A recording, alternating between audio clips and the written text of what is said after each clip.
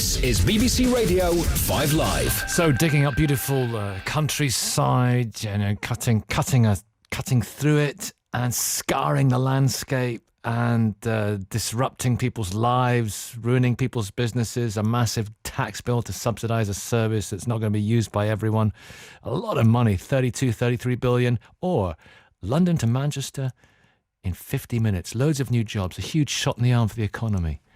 What will the HS2 do for you? A number of people from our sort of side of the fence have been looking at the situation for 2 or 3 years, and we've studied it all in detail.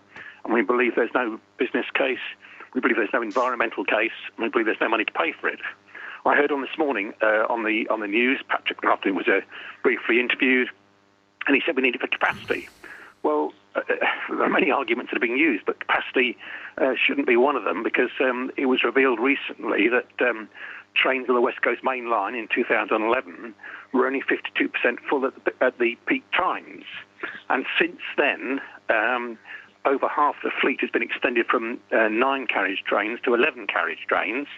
And so the loading factor now is probably less than 40%, even at peak times. So where is the capacity issue? And as far as the jobs situation is concerned, there was a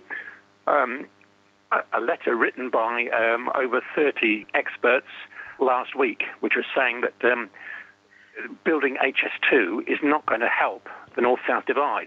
There's no proven evidence to suggest that building a railway line is going to make a regional economic difference. This scheme is going to cost a lot of money. It's going to be 20 years before it comes to fruition. We've got a big debate at the moment about air capacity. So why on earth can the government not put certain things in place to, say, encourage growth with Manchester Airport? But business leaders in the Northwest want long-haul travel. They don't want to have to travel to Amsterdam, to Dublin, to Frankfurt, etc. And I'm sure that rather than spending billions and billions and Mr. Osborne coming on waxing lyrical about, what this is going to do for Manchester business and the Northwest, etc. Well, his constituency is at the end of the runway. Surely he knows that, development of Manchester Airport would actually, would make a major difference to the North-South divide. If we take it as read that there's 25 million taxpayers in the country, it's going to cost every one of us around about 1,500 quid, and that's if it comes in on budget. So I live over in Frampton on 7 in Gloucestershire, with absolutely nowhere near the route of HS2, as is nobody in Wales, nobody in the west of England, and precious few, north and to the west of England. It seems to me that it's there for businessmen and politicians to be able to get to work and back quickly. I don't think it's got any relevance at all for 95% of the population. I took a plane from Bristol to Manchester only 3 weeks ago, and that had 18 people on it, and it had 60 seats.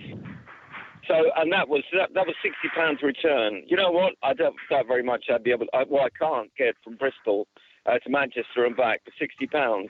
And even though it was on offer, it took 45 minutes to get to Manchester. There were only 18 people on the flight. Mm. So, where's the capacity?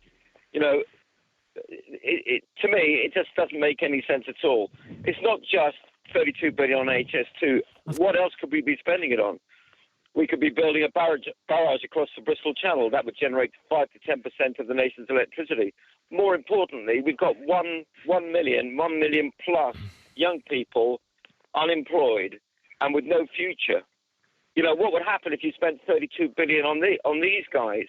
It's an argument about when times are tough, where do you spend the money? Go to Brittany and ask them what the TGV's done for them. And I've got a holiday home in Brittany. I can tell you it's one of the poorest areas of France still. And there's no sign that the tentacles of TGV, which I love and I've been on and I've used, have actually benefited anyone in any way but the most subtle ways. It's an awful lot of money, and it's got no for me, or 95% of the population out there is going to have to pay for it. Can we just talk about the cost? HS1 from Ebbsfleet to St Pancras on a season ticket, which takes 14 minutes, costs you £18 per day. And it's 20% more expensive than classic rail. £18 a day for a 14-minute trip from Ebbsfleet? 20% more expensive than classic rail. I'll take the £18. That's a short journey. you should be looking at long journeys because HS2 I can is do all about Manchester long to journeys. London currently for £32. How cheap Well, do you want it? that's not sort of a standard ticket. That's bought in advance or a special rate. Yeah, but you can get them if you look. And you will have a premium price of at least 20% on a HS2 ticket. You don't know that. It You is can't. highly- Nobody knows highly this yet. probable. It's highly probable. There's Our hardly- governments. You got to remember, no British government has ever believed in sponsoring railways travel. They believe if we can afford to travel, we pay the fare. That's but that unlike doesn't our happen. European That nature. doesn't happen. It doesn't happen because the course rails it does. the rails are still subsidised by several billion a year. No, it isn't.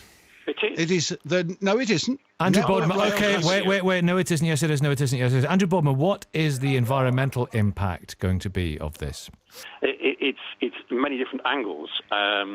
It's obviously it's making a scar through the countryside, as we all know, which is going to be sort of in total over 300 miles long. But even if you take the first section, which we know about from London to Birmingham, it's going through a number of ancient woodlands.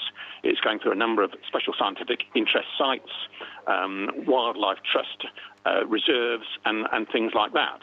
And once you've carved up that countryside, once you've destroyed those ancient woodlands, you can't make them back again. Following on from what Andrew said, I also point out that it's going through an area of outstanding natural beauty, and one of the problems with the HS2 is that there haven't been proper environmental assessments, and the true cost of the environmental damage has not been added to the 32 billion. The other thing that's not been added to the 32 billion is the cost to individual people along the route, where there is not going to be proper compensation, and the current consultation and compensation that ends on the 31st of January is actually just not satisfactory. It's totally unsatisfactory. And I'd also like to say, sorry, Nikki, about Pete. You know, he, like the politicians, have not got the evidence for the claims for HS2. And not only do they not have the evidence, they're not prepared to listen to the evidence. The carbon reduction claims for this scheme are nonsense. This is not just any ordinary train. How is it going to be fuelled? Nuclear power? Where is the electricity going to come from for it?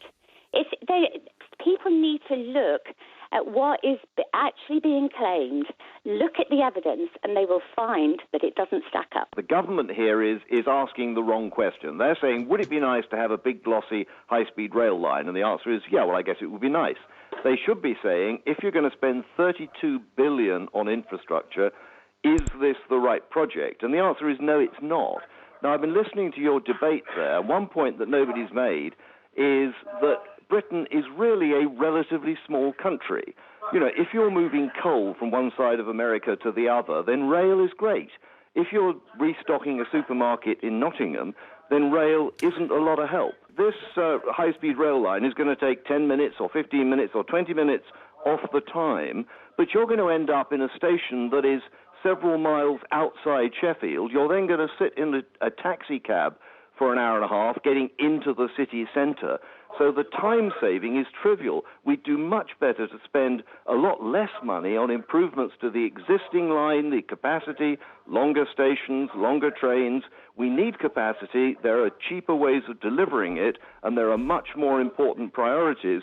And this isn't just going to be like a Victorian train line.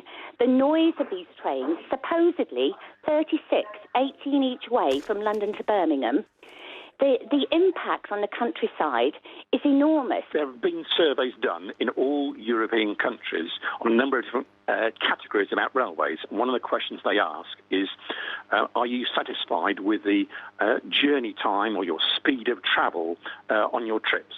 And the answer has come back that we are the second best rated out of all 27 European countries in terms of passenger satisfaction with the journey duration time, in other words, speed of journeys.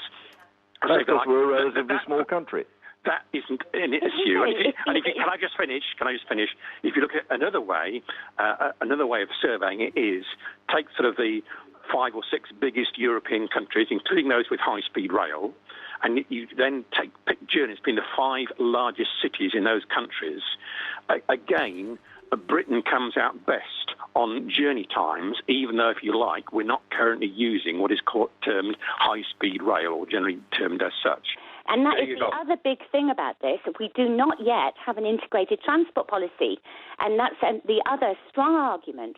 Until we've sorted out what we're doing with airports and everything else, why just put this line on a straight line from London to Birmingham and then in a Y from Leeds to Leeds and Manchester without an integrated planning policy? It does not make sense. The biggest thing that we haven't discussed is what is the issue we have with rail in this country. And the issue we have in rail in this country is there's not enough capacity for commuters. I do say commuters or short journey travellers, people going into work. What HS2 is all about is long distance travellers. I mean, in terms of speed, it's ridiculous. One of the things that annoys me is high speed. I'm in favour of environment and favour of railways. Basically, I'm quite a pro. But what I don't like is in a country the size of Britain, first of all, ultra high speed only works over 400 miles. Really, journeys that sort of length. Very few journeys in Britain are that long. So it's the wrong scheme for the wrong, to get the wrong answers, and it's extremely expensive. If you put half that money into serving the towns in Britain that are off the railways, into getting better services regionally. For example, Teesside, Tyneside, and the northeast of England, it takes at least an hour and 10 minutes to get between the two at the moment. You could easily cut that to 45 minutes with just 100-mile-an-hour trains and a slight upgrade of the line. But nothing's been done for about 25 years. And the direct line isn't even in use. Many other schemes around the country that could benefit from millions of pounds being invested, not billions, just 20 million here, 10 million there, would make a huge difference. I think it's the wrong scheme, and in many cases, as I say, it just won't have the benefits it's supposed to have. I'm very sceptical indeed about it. Can we just do the numbers first, Nicky? Yeah. We're talking £36,000 million here for 20 minutes off the Birmingham line, say. And then you hit Euston, and it takes you nearly 20 minutes to find your way onto the Northern Line because the infrastructure in London is so appalling. So are we spending the money in the right place? It wouldn't change my working day, the high-speed train, in the slightest. I mean, I might leave 10 minutes later. And the other thing that, which is rather sad in a way, is if we do this, for all that money, we will only be 65 years behind the French, which isn't a position we're normally in. Julia's enjoying this. I am. Yeah, carry on. I am. What the French did was intelligent, and it can cut off all the environmental discussion, because basically all their TGV lines, and I've lived in France, all their TGV lines run alongside the motorways. They put an extra corridor about 20 yards wide, which run alongside the motorways. I think it's a good idea. Our rail system needs upgrade, and this is the first stage. And it'll benefit the nation because the wealth will come from the south to the north. Frank in Manchester, do you buy that? Not in any way. I'm afraid that this is a complete vanity project. The fact of the matter is that 19 years ago, the railways were privatised on entirely the wrong model. Yeah. Over that 19 years, we've poured exactly the amount that HS2 will cost into the pockets of private shareholders operating a broken system. This idea of HS2 is wonderful if you happen to want to go from London to Manchester. It is of absolutely no use whatsoever if you live in Hull and you want to go to Liverpool, or if you live in Exeter and you want to go to Newcastle on Tyne. 35 billion, I do beg your pardon, poured into the national network as it now stands to return certain lines to service, to complete missing links like the half a mile across Bradford from Exchange to Foster Square, could give such immediate strategic benefits, diversionary routes, enhanced journey times, that the railways would be unrecognisable. But no, we've got to follow the fashion. I'm sorry, Mr. Waterman, I look at it as a 30-year railwayman with a national view. My point is that when Victorian railways were built in the 180-odd years, they benefited the local communities through which the routes ran. HS2, by its nature, is a high-speed route. Therefore, it can't have too many intermediates. The problem is it doesn't have any intermediate stations between the city centres. And, of course, you're going to get objections from people whose lives are going to be blighted by this this crazy route, because it should be linking with HS1 at Stratford, where there is a number of unused platforms built for some reason and never used. It will link up with HS1. It will give us a route through to Europe. We can then develop high-speed routes through a different route, through the Lee Valley, rather than through the Chilterns. And I think you'll find that it will have far greater appeal. It also ought to have a limited number of local stations for more people to benefit.